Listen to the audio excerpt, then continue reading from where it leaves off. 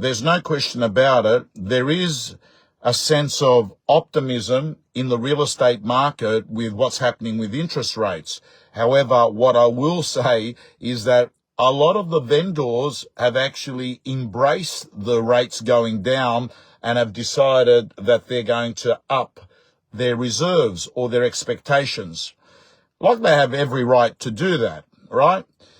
And that's not a real problem practically if you're selling an asset and you want to get as much money as you can for it and you're not worried about rebuying in the market, because if you increase the reserve by $100,000 and you don't get your price and you can keep it and you can just hang on to it, and then you might wait 2-3 years and then sell it then, hey John, and life's good. But for most people that I'm selling auctions for, they're actually buying other houses, and more than half are normally buying something that's better.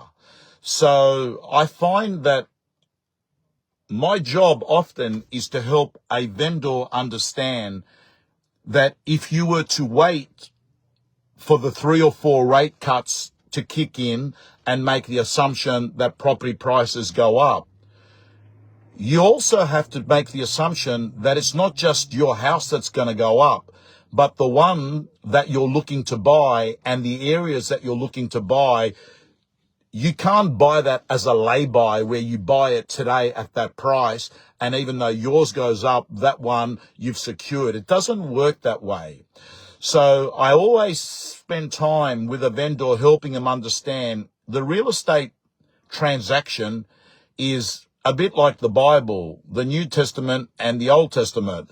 What you sell for and what you buy for, and it's the changeover figure that matters. So that's where we're at. But the other thing that continues to happen in this real estate market, and I'm really sorry, it's so dark here. The other thing that's happening in the real estate market is that I have never seen, like I've seen in the last 2 years, the unpredictability and patchiness of one property versus another property, often only a minute away. I mean, even real estate people that are out there in the field every day cannot work it out. They just get surprised that one property goes off and another doesn't. And it must be terribly hard when you're valuing real estate without having the buyer intel to be actually giving an owner an honest assessment on where it's going to go. Anyway, ladies and gentlemen, it's dark, it's late. I think you can hardly see me, and I'm really, really keen to actually listen to whether the West Tigers are getting smashed again because the game has started. So on that note, I'll see you, and hopefully next week I'll be able to give you a market wrap with more light.